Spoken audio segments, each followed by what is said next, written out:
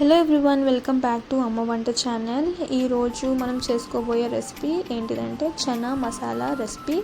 ఇది సింపుల్గా ఎలా చేసుకుందామో చూద్దాం. ముందుగా ఒక ప్యాన్ పెట్టుకొని దాంట్లో కొద్దిగా ఆయిల్ యాడ్ చేసుకొని దాంట్లో చిటికెడు జీలకర్ర వేసుకోవాలి. జీలకర్ర చిటపటలాడిన తర్వాత దాంట్లోకి ఆనియన్స్ వేసుకోవాలి. ఆనియన్స్ కూడా బాగా మగ్గించుకోవాలి. ఆనియన్స్ బ్రౌనిష్ కలర్ వచ్చేంత వరకు వేయించుకోవాలి. దాంట్లో కొద్దిగా సాల్ట్ ఇంకా పసుపు వేసుకొని బాగా మగ్గించుకోవాలి.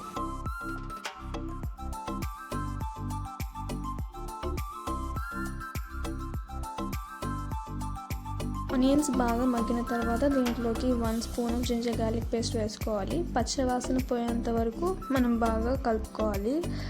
బాగా వేయించుకున్న తర్వాత ఒక 4 to 5 టొమాటోస్ తీసుకొని ప్యూరీ చేసుకోవాలి. ఈ టొమాటో ప్యూరీని చూపించిన విధంగా వేయించుకున్న ఆనియన్స్లో వేసుకోవాలి.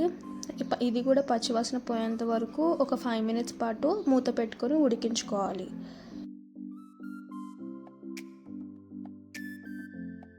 ఇది ఇక్కడ చూపించిన విధంగా ఆనియన్ పైకి వచ్చిన తర్వాత దీంట్లోకి 1.5 స్పూన్ ఆఫ్ కారం యాడ్ చేసుకోవాలి. దీంట్లోకి 1 స్పూన్ ఆఫ్ జీలకర్ర పొడి ఇంకా ధనియాల పొడి వేసుకొని బాగా కలుపుకోవాలి. మసాలా అంతా బాగా పట్టేంత వరకు మిక్స్ చేసుకోవాలి.